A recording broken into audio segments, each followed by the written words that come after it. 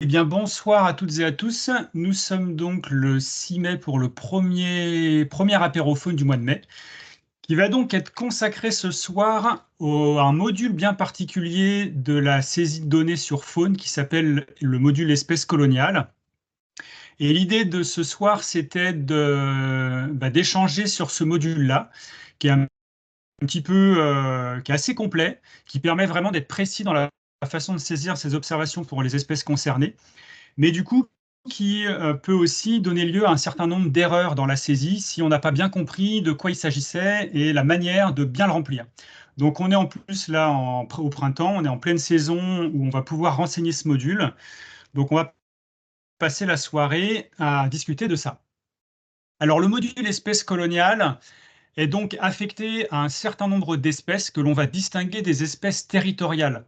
Donc la plupart des espèces dont on fait l'inventaire quand on va sur le terrain, c'est plutôt les espèces territoriales, le pinson, le verdier, le chardonneret. On fait des points d'écoute, on entend un certain nombre d'individus chanter et on va considérer que ça va concerner des espèces, des individus cantonnés. À l'inverse, certaines espèces sont sociables, elles vont nicher en colonies. Et du coup, l'information qu'on va donner quand on saisit notre observation va être un petit peu nuancée pour ces espèces-là. Donc on peut souvent les identifier assez facilement dans un périmètre assez restreint. Une colonie, ça va être une zone où on a un certain nombre d'individus de telle espèce qui va être installé là. Et donc notre module colonie va s'appliquer à une série d'espèces en période de reproduction. Et c'est bien à ce moment-là que s'applique ce module-là. Donc l'objectif, in fine, c'est de suivre l'évolution des colonies et donc des populations de ces espèces-là. Alors, quelles sont les espèces coloniales concernées par ce module? On va avoir le grand cormoran. On va avoir un certain nombre d'espèces de la famille des ardéidés, hérons cendrés, garde-bœufs, aigrettes, etc. Un certain nombre de laridés également, mouettes rieuses, la mouette mélanocéphale, les sternes, les guiffettes, quelques limicoles comme les chasses blanches. On a, et en fait on est souvent fortement confronté à ce module pour ces espèces-là, ce sont les hirondelles. Alors pas toutes, mais les rustiques, fenêtres et hirondelles de rivage sont considérées par le module. Et puis également, on a quelques espèces de corvidés comme le chouca et le corbeau-freux, pour lesquels également est affecté le module espèces coloniales. Alors ce module, quand est-ce qu'on va avoir besoin de le saisir? En fait, on a juste à se laisser guider par Faune France, puisque le module va faire son apparition à un moment donné dans la saisie à partir d'un certain degré de certitude sur la reproduction d'une espèce. Donc, vous le savez probablement, quand on saisit notre observation en ce moment, on affecte ce qu'on appelle un code atlas qui va donner lieu à une nuance dans la reproduction, à savoir est-ce que la nidification est seulement possible, est-ce qu'elle est probable, ou bien est-ce qu'elle est certaine. Donc, si l'on regarde un petit peu plus dans le détail, ça, ce sont tous les fameux codes Atlas de 1 à 16. Donc, nous, on va en fait cliquer à chaque fois pendant notre saisie sur un comportement qui correspond à un numéro et donc à un niveau de certitude sur la nidification de l'espèce. Quand on va faire nos observations sur le terrain, ou d'ailleurs de retour à la maison sur l'ordinateur, on va attribuer un comportement à l'espèce, l'individu qu'on est en train d'observer. Et à partir du moment où on va passer sur un code qui correspond au minimum à une nidification probable, cela va déclencher l'ouverture du module colonie. Donc ce module colonie va ouvrir une fenêtre particulière qui va être un petit peu différente. Alors j'ai affiché les deux fenêtres en fonction de si l'on saisit sur Faune France ou sur les portails miroirs, parce que c'est équivalent, ou sur l'appli naturaliste. On a une fenêtre qui va s'ouvrir. Et à partir de là, il convient vraiment de bien comprendre les détails qui nous sont demandés pour pouvoir le remplir avec la plus grande rigueur. On a plein de petites cases à remplir, donc qu'est-ce qui nous est demandé exactement là-dedans? C'est vraiment ça qu'on va voir ce soir. Donc premièrement, on a la saisie du nombre de couples. On a une petite case vide qui nous demande ça. Mais avant ça, on a un petit chiffre qui est déjà apparu, et celui-ci, en fait, il est déjà pré-rempli, il correspond au nombre d'individus de l'espèce que vous avez saisi précédemment. Quand vous avez cliqué sur Choucas des vous avez mis 3 individus, par exemple, vous avez cliqué sur le code Atlas ou nidification probable, et cette fenêtre s'est ouverte, et vos 3 sont déjà indiqués dans la valeur du nombre total d'individus. Donc ensuite, ce qu'on va remplir, c'est donc premièrement le nombre de couples, et forcément, ce nombre doit être cohérent avec le nombre d'individus. Dans l'exemple de gauche, on a 5 individus, on pourra mettre un couple, on pourra peut-être mettre 2 couples, mais on ne pourra pas en mettre plus. À partir de 3 couples, il faudrait au moins 6 individus. Dans l'exemple de droite sur l'appli naturaliste, on n'a que 2 individus, on ne pourra donc qu'avoir un seul couple et pas plus que ça. Donc voilà pour le nombre de couples qu'on va commencer par renseigner. Alors ce nombre de couples est facultatif. On n'est pas obligé de le renseigner parce qu'on n'est pas obligé de savoir exactement à combien de couples on a affaire. Dans un cas d'école, on est devant une colonie d'hirondelles, on a des nids devant les yeux, et en fait, on a 30 hirondelles qui sont dans le ciel en train de voler au-dessus, mais on est incapable de savoir à combien de couples ça correspond. Pas obligé de mettre ce nombre de couples, il reste facultatif. Deuxièmement, il va falloir saisir le nombre total de couples, de nids. Donc là, on est cette fois-ci non plus sur les individus, mais sur les nids.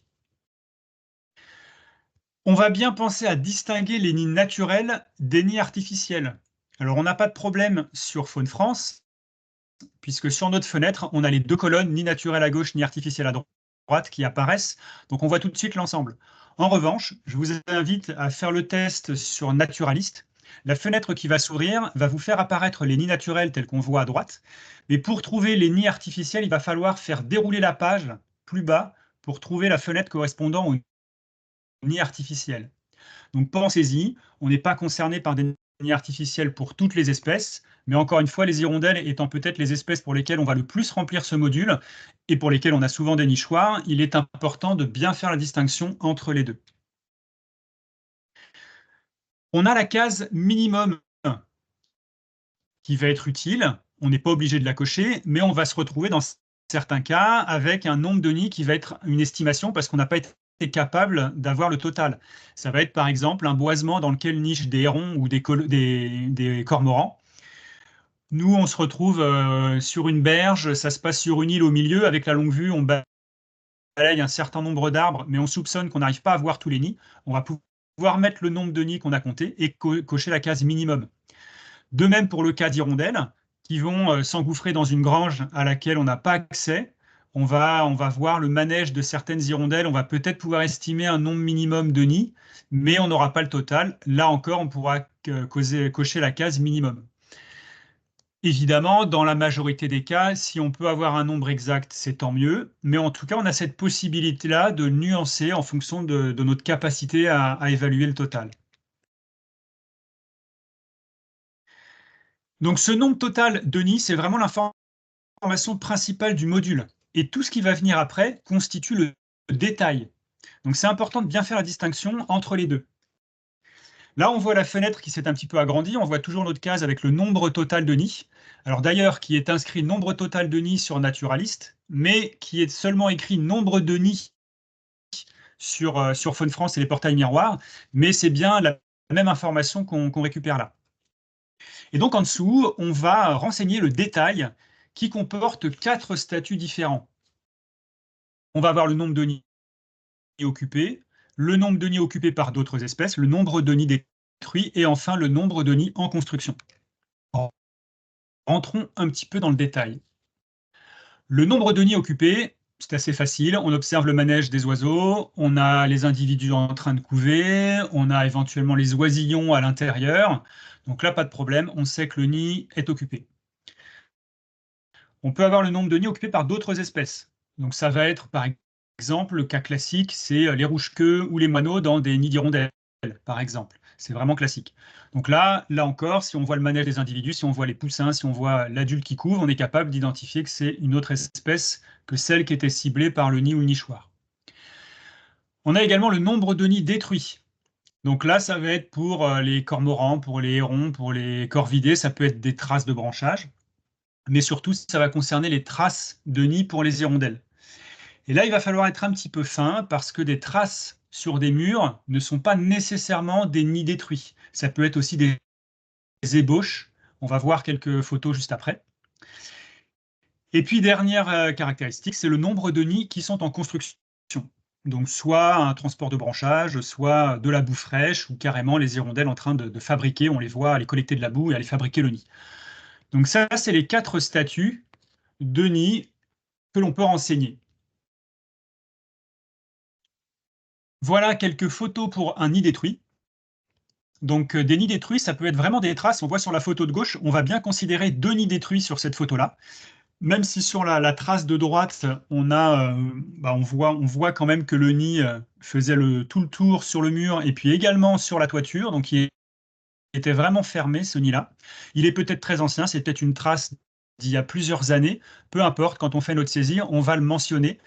Bancariser cette information, c'est essentiel, puisque ça permet de suivre la régression éventuelle du nombre de nids sur un site donné. Donc il ne faut pas négliger ces traces-là, même si on pourrait considérer que ce n'est plus un nid à ce niveau-là. En haut à droite, on a à nouveau un nid détruit, assez évident à identifier. En revanche, en bas à droite, on a un petit amas de boue, mais seulement sous la forme d'une ligne. On n'est pas sur un nid détruit à ce niveau-là, mais sur une ébauche de nid, quelque chose qui n'a pas abouti. Peut-être que les hirondelles ont commencé là, elles ont fini ailleurs, ou bien elles ont été dérangées, elles n'ont pas terminé. Mais on n'a pas la trace complète qui aurait été le signe d'une destruction si ça avait remonté sur les côtés et si ça avait fait le tour sur la toiture. En tout cas, concernant l'hirondelle de fenêtre. Pour l'hirondelle rustique qui ne remonte pas jusqu'à la toiture, on aurait quand même eu une forme de coupole, alors que là, on a vraiment juste une première ligne, quelques premiers amas de boue qui ont été collés ici. Donc, ça peut demander un petit peu l'observation. C'est pas toujours évident d'estimer. Donc là, c'est un petit peu aussi à votre propre appréciation de savoir si vous avez affaire à un nid détruit ou pas. Alors, si j'en reviens à la saisie des détails des nids, on a donc listé le nombre de nids occupés, le nombre de nids occupés par d'autres espèces, le nombre de nids détruits et le nombre de nids en construction. Mais si l'on réfléchit, est-ce qu'il ne manquerait pas un 5e statut qui n'est pas renseigné ici? Je vous laisse réfléchir un peu et je vous donne la réponse. Eh bien, en fait, nous ne pouvons pas renseigner ici le nombre de nids qui seraient en bon état, mais qui ne seraient pas occupés par l'espèce. Et ça peut arriver. Vous avez une colonie d'hirondelles, là, par exemple, les hirondelles ne sont jamais revenues de leur séjour hivernal en Afrique, et on a plusieurs nids ici qui sont en très bon état, mais les hirondelles n'y sont plus. Eh bien, ces nids-là, on ne peut pas les renseigner dans les 4 mentions précédentes, mais en fait, ce chiffre va être déduit automatiquement des autres, à condition que les autres soient correctement renseignés. Et c'est pour ça qu'il faut vraiment faire preuve d'une grande rigueur dans la saisie de ces informations, parce que sinon, on va se tromper dans l'évaluation de ce nombre de nids en bon état mais non occupés. Alors, je vais rentrer un peu plus dans le détail pour que tout ça soit bien clair. Récapitulons, voilà ce que ça donnerait la saisie sur Faune France ou sur les portails miroirs. Vous avez vu un nombre d'hirondelles, par exemple, vous en avez vu 5. La fenêtre colonie s'ouvre telle qu'on la voit ici, et on voit donc apparaître les 5 hirondelles. Qu'est-ce qu'on va saisir? Eh bien, sur ces 5 hirondelles, nous estimons qu'il y a 2 couples. Donc là, 2 couples, ça fait 4 individus. Il y a le 5e individu qui était tout seul. Donc pour l'instant, tout colle. Le nombre total de nids, on avait 24 nids naturels, aucun nid artificiel. Donc cette information du nombre de nids, elle est absolument capitale. On ne doit pas oublier de la saisir. À la limite, les autres pourraient être facultatifs. Le nombre total de nids, lui, est vraiment obligatoire. Et puis, dans notre exemple, on aurait, parmi ces 24 nids, on en aurait 2 qui seraient occupés par l'espèce, et qui correspondent d'ailleurs à nos 2 couples. On en aurait un qui pourrait être occupé par un rouge-queue, par exemple, un couple de rouge-queue. On a 10 nids qui sont détruits, et puis on n'a aucun nid en construction. Donc là, on n'a pas besoin de mettre 0, on ne renseigne pas la case, et on comprendra qu'il n'y a aucun nid en construction. Donc là, on a fini de remplir notre module colonie. Mais si on fait notre calcul, 10 plus 1 plus 2, ça fait 13. Donc on n'est pas à 24, tout simplement parce que les manquants sont nos nids en bon état, mais qui ne sont pas occupés par l'espèce. Il y en a donc 11.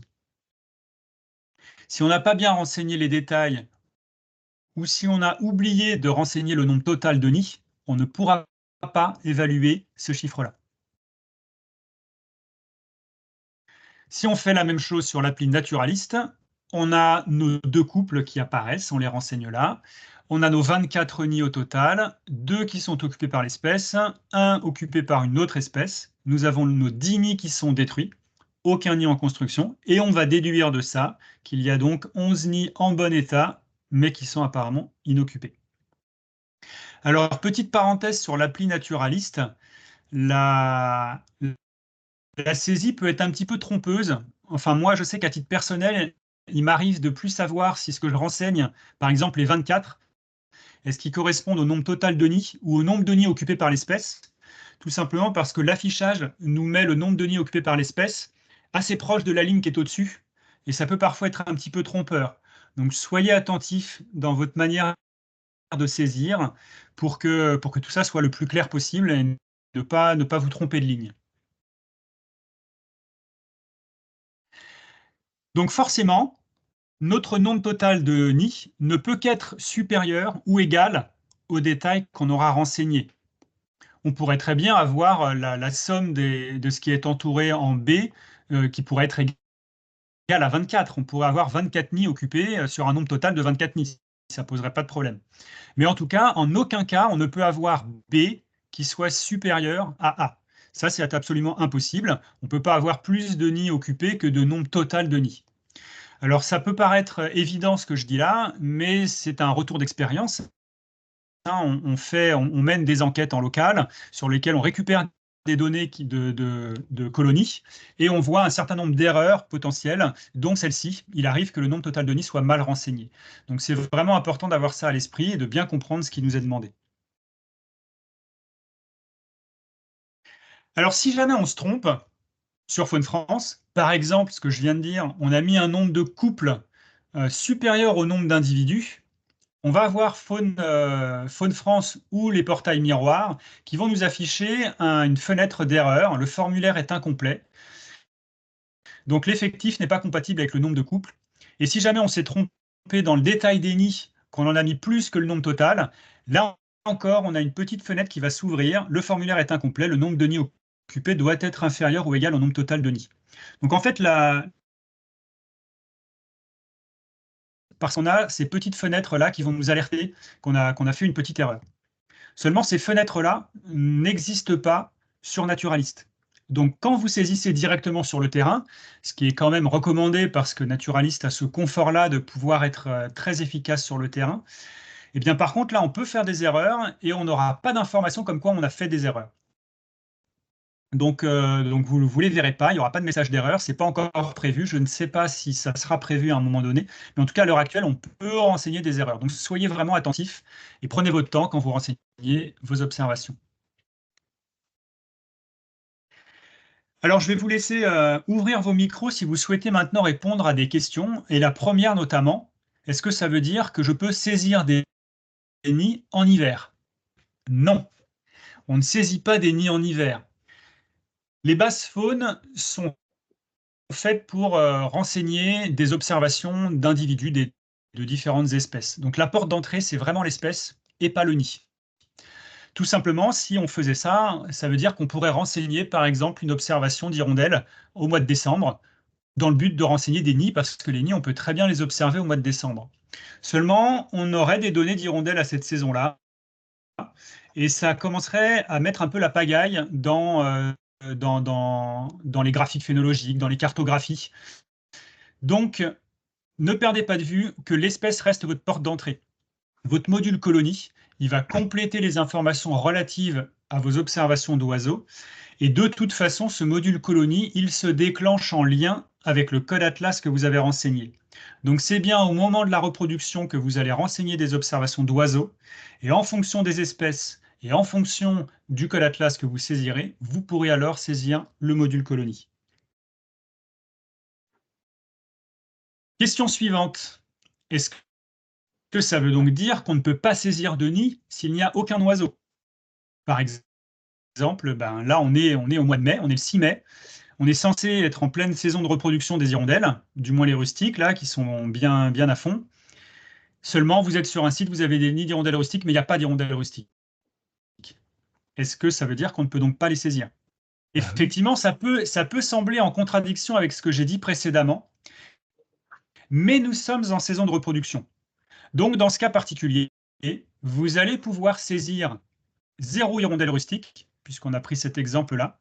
Et quand vous allez saisir 0 hirondelle rustique, vous allez avoir une fenêtre qui va s'ouvrir, la fameuse fenêtre des codes Atlas, qui va vous proposer uniquement le code 99, qui signifie espèce absente malgré des recherches.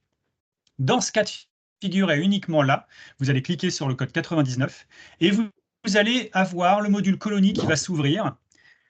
Et comme on le voit à l'image, ce module s'ouvre un petit peu particulier. Nous avons des cases qui sont déjà grisées et qui sont déjà remplies.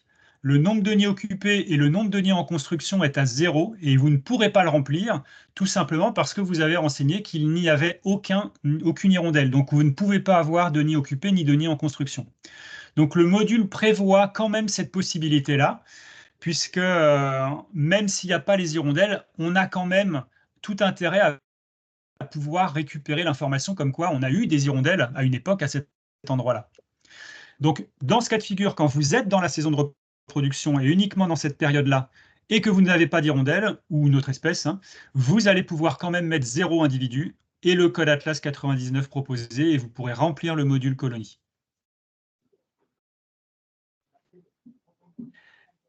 Alors, question suivante, faut-il saisir une donnée par nid? En toute logique, on s'attend à ce que non, hein, puisqu'on vient de renseigner un certain nombre d'informations sur les nids. Donc on se rend compte que non, mais c'est important quand même de le préciser. Le module colonie, il est vraiment dédié à rassembler l'ensemble des données d'une même colonie. Donc il y a certains cas en fait où c'est assez facile. On a là un exemple, on a un boisement, on a une colonie de grands cormorans, ils sont bien concentrés dans l'angle du boisement comme on le voit sur la photo. J'ai entouré fictivement le contour de la colonie. On n'a pas besoin de savoir exactement quel est le périmètre de cette colonie. On va pointer le curseur au milieu à peu près de la colonie, et puis on va renseigner le nombre total de nids qui y sont présents. Bon, là, c'est assez simple. Mais si vous avez déjà renseigné ce module sur des hirondelles, vous vous êtes confronté à une difficulté potentielle, c'est que des fois les hirondelles, notamment les fenêtres, elles peuvent s'étaler dans des rues entières. Quand on est dans des villages où l'espèce est bien présente, on peut avoir une rue complète avec toutes les maisons qui vont être concernées par des nids. Comment fait-on à ce moment-là? Est-ce qu'on met une donnée au milieu de la rue et on va renseigner les nids qui sont à 200 mètres de chaque côté? Ou est-ce qu'on essaie d'être un petit peu plus fin? Eh ben, on va essayer d'être un petit peu plus fin. Et on va utiliser le bâtiment comme unité. En fait, n'oublions pas que l'intérêt que peuvent présenter ces données, ça va être par exemple d'être capable d'intervenir ou de faire des préconisations ou du conseil dans des projets d'aménagement. Je reprends l'exemple des hirondelles parce que c'est des espèces qui sont assez frappées par ça. Et donc, d'éventuels permis de construire ou permis de destruction ou permis de rénovation ou que sais-je vont concerner des bâtiments. Donc, c'est plutôt malin d'utiliser le bâtiment comme unité. Et donc là, dans l'exemple que je donne, on a une colonie d'hirondelles qui va s'étaler sur 4 maisons. Et donc, on va saisir 4 données. On va pointer chacune des 4 maisons et sur lesquelles on va renseigner le nombre total de nids concernés sur cette maison-là. Alors, c'est pas forcément évident quand on est dans des vieilles rues de vieux villages où toutes les maisons sont accolées et on ne sait plus trop où finit la première et où commence la suivante. Donc là, c'est peut-être un petit peu aussi à votre propre appréciation d'essayer de déterminer un petit peu combien de données vous allez saisir. Mais je vous conseille d'utiliser le bâtiment comme unité pour ces données-là. C'est ce qui sera le plus pertinent dans l'application qui sera faite après de ces données. Alors justement, quelles applications pour l'utilisation de ce module? Eh bien, nous avons des grandes enquêtes nationales qui existent, comme le recensement national des grands cormorans nicheurs, celui des hérons coloniaux. Là, j'ai mis à l'écran la carte, par exemple, des colonies de grands cormorans de 2021. Donc, si vous avez déjà participé à ces grandes enquêtes, elles sont coordonnées localement par les associations et on vous envoie sur le terrain et vous saisissez le module de manière assez simple. Et donc, ces enquêtes qui datent maintenant d'il y a longtemps, avant étaient renseignées, alors au début c'était évidemment sur des tableurs Excel, et puis sont arrivées les basses faunes, et là on avait des données dans lesquelles on avait le champ remarque, et il fallait qu'on tape dans le champ remarque le nombre de couples, le nombre de nids, etc. C'était assez compliqué après de remettre ça dans un jeu de données propre pour les analyser. Et donc maintenant, avec l'apparition de ce module, quand on le renseigne correctement, on peut avoir très rapidement la possibilité de faire des cartographies de ce type-là et du coup des analyses fines qui en découlent. Donc les grandes enquêtes nationales pour ces espèces-là sont fortement impactées par la façon dont on saisit correctement ou pas ce module. Tu avais une Alors un question, autre Mathieu. exemple d'application. Ah, T'as allez, t'as vas-y. une main levée, en fait, je vois, et puis il y a deux questions en même temps par rapport aux hirondelles avant sur les rues où il y a eu des petites incompréhensions, je crois. Ah, alors on commence Bonsoir, c'est par moi pour les deux peut-être en fait. Ah, super, allez, je vous écoute. C'est juste, je suis pas sûre d'avoir bien compris l'histoire des hirondelles. Sur l'image, on voit donc que c'est indiqué un enregistrement par maison, si j'ai bien compris, mais sont reliées entre elles. Comment on fait ça, relier plusieurs données comme sur l'image? Ah, alors en fait, là, j'ai fait une capture d'écran de la donnée, mais chacune des 4 images correspond à une donnée différente. Donc la première donnée en haut à gauche, le curseur il est pointé sur la maison qui fait l'angle de la rue. Après, il est par défaut rattaché à un lieu-dit, hein. Ça, vous vous en fichez du lieu-dit, hein. Vous tirez le curseur, peu importe le lieu-dit correspondant, vous tirez le curseur sur la maison. Donc là, une fois que j'ai pointé le curseur sur cette maison qui fait l'angle, j'ai cliqué sur suivant, j'ai renseigné le module, nombre de couples, nombre de nids, détails, etc. Enregistré, ma donnée est renseignée, et ensuite je fais saisir une nouvelle donnée, et cette fois-ci, je vais aller pointer le curseur sur la maison suivante, et je vais de nouveau renseigner le module colonie pour cette maison-là. Donc là, j'ai bien 4 données distinctes qui vont être saisies pour cet exemple-là. D'accord, c'est que ça doit être des captures d'écran depuis le site. Moi, j'utilise l'application, donc ça me fait pas ce type de Non, non, fléchage. C'est pour ça que effectivement, j'avais là, pas bien c'est interprété. non, c'est des Je comprends mieux. captures d'écran, c'est 4 images bien distinctes que j'ai rassemblées ici pour l'exemple. D'accord, OK, merci, c'est bon. Alors un autre exemple d'application, on a la LPO France, je ne sais pas si vous l'avez vu passer récemment, qui a lancé un protocole d'inventaire des hirondelles de fenêtres et des martinets dans le cadre d'un projet qui s'appelle Rénovation du bâti et biodiversité. Et donc, il y a tout un document qui présente un peu les objectifs de ce projet et la méthode de saisie. Mais in fine, l'objectif va être d'accompagner les aménageurs pour une prise en compte de ces espèces. Donc on a à l'écran une carte. Donc là, c'est pas une capture d'écran de faune ou quoi, hein, c'est une analyse de données, une cartographie qui a été produite par le service connaissance de la LPO pour cartographier des bâtiments sur lesquels nichent ces différentes espèces à enjeu. Et donc de pouvoir échanger ce type d'informations avec les aménageurs permet déjà, dans certains cas, de mieux considérer la présence de ces espèces dans les éventuels projets de rénovation. Donc je vous invite à prendre connaissance de ce projet. Il y a une news assez récente sur Faune France qui permet de télécharger le document. Et donc voilà une des applications possibles pour ce module espèces coloniales. On est vraiment dans du très concret là. Autre application possible qui va compléter ou éventuellement ce qu'on a vu précédemment, on a énormément d'associations, que ce soit la LPO ou que ce soit d'autres associations, qui mènent en local des enquêtes, et notamment sur les hirondelles, parce que ce sont des espèces qui sont relativement faciles à inventorier, pour lesquelles on peut faire appel au grand public. Et donc on en a pas mal qui sont faites. Là, j'ai pris un exemple d'une enquête que l'on a lancée en Nouvelle-Aquitaine, et qui permet à la fin de délivrer aux communes sur lesquelles des bénévoles ont mené l'enquête des cartographies telles qu'on les voit à l'écran, qui permettent de cartographier la localisation des nids. Et on voit donc sur la carte, c'est de la maille de 500 mètres de côté. Et donc on voit pour chaque bâtiment la proportion de nids occupés en construction, occupés par une autre espèce, etc., en fonction de ce qui a été renseigné dans le module colonie. Donc là, on a vraiment quelque chose aussi de très concret pour pouvoir porter à connaissance des aménageurs les inventaires et les connaissances acquises sur ces espèces coloniales. Donc encore une fois, pour produire ce genre de documents et pour pouvoir accompagner sereinement et intelligemment ces différents aménageurs, il est essentiel qu'à la base, les données soient correctement renseignées et ces données, à la base, c'est le module colonie. Voilà quelques exemples.